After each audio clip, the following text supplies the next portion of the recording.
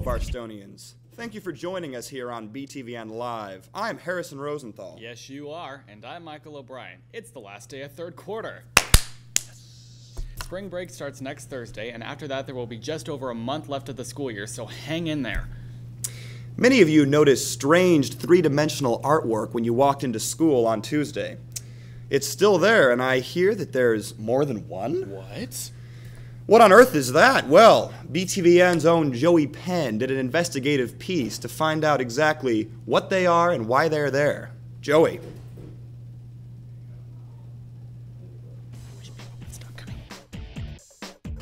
Well, when I was unlocking the door to Mr. Luce's class, I walked in the classroom and I was like, oh my god, what is that? Is that a person?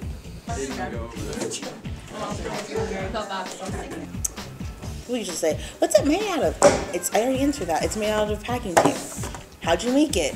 Well, we put the sticky side up on the body, and then you wrap it around, and then you put the sticky side down, so the two sticky sides are touching, and then you go around, you make a mold, and then you have to trust your life and your body parts into the hands of someone else, and they cut it off your body, and then you retape it, and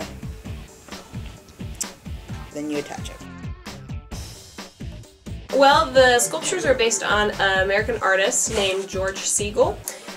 He was known for doing life-size plaster figures, and he did the plaster figures off of his family members and friends and whatnot. And with these figures, he would put them in common places, everyday locations and everyday situations. And his goal was kind of to make people think about these situations and how they interact with their environment. And they created people to kind of feel very kind of isolated. And so with these sculptures that the students had to do, they had to create a life-size packing tape sculpture. And with those, they had to come up with a site-specific location and talk to the faculty member, make sure that it was okay if it was in their area, and create the sculpture and install it in their area.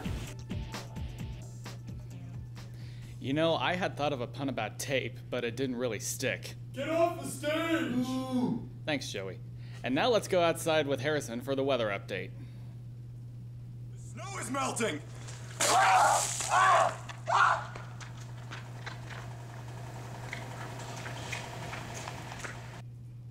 Thanks, Harrison.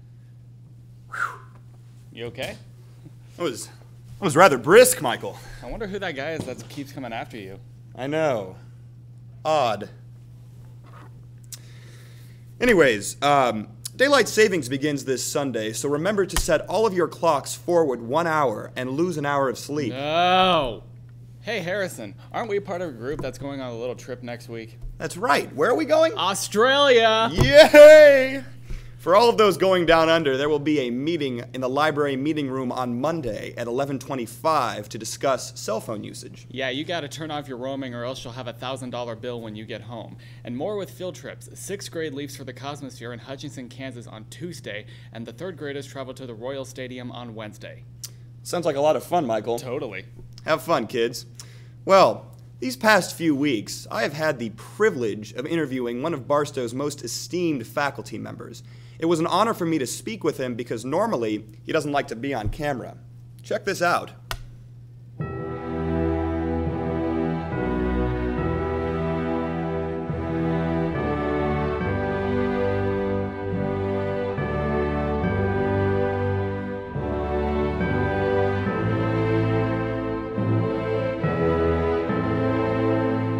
I teach AP Calculus, the BC, Geometry. I teach statistics, both AP and honors. Last year I taught topics, but the class is not running this year.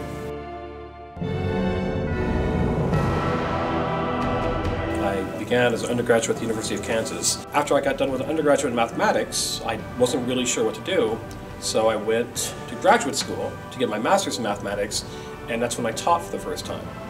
What you're really looking for is constant squared minus variable squared underneath some kind of even power, whether it be the numerator or the denominator. But then when I started teaching, I really liked teaching.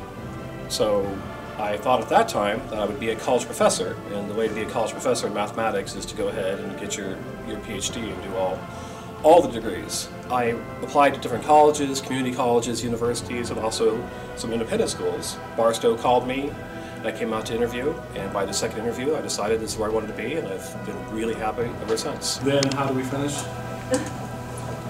Take the U equals the bottom. Traditionally, to get a PhD in any field, not just mathematics, you have to come up with original work. And in mathematics, that means original research, specifically an original theorem or an idea or something that nobody else has done before in mathematics. Eventually, I did produce something novel. Public schools were never really on my radar because I don't have an education degree nor a certificate for teaching. I remember very clearly the first faculty members that I met at the Barstow School were on my second interview, and they had a real passion for what they did here. They weren't just, they didn't know me at all, and they didn't especially need to have me be hired, but they spoke to me about how much they loved their work here, and it was completely genuine.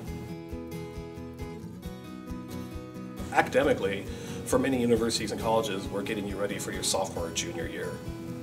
Your freshman year, you've been ready for several grades now, if you're in upper school. But we do better than that. We have top-rate teachers of academics, and we have amazing, brilliant people who get students ready for the academics in college. One thing that I'm very proud of is we also speak to students developing the character, tenacity, grit, resiliency. These are all words that we use as faculty with each other when we talk about what we want from students, and that's a great thing. If all we did was try to get students to pass the APs with a 5 or get a certain GPA or build a perfect academic resume, that'd be fine, but not very fulfilling. The fact that we're trying to build better people, if I can say something like that, is much more rewarding. I'd like to make a shout out to AP Probstat, and Dr. Kramer is the best math teacher ever. And now we have the question of the week, brought to you from Dara Parakbar.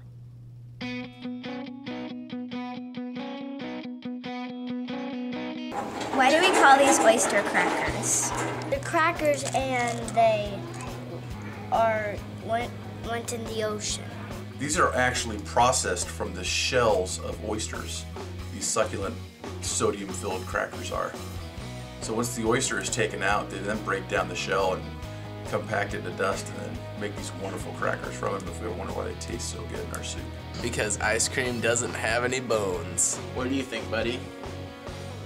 Oh. He says he thinks that they're called, or she thinks that they're called oyster crackers because people have to scuba dive down into the sea and pull them up for their fine richness and texture.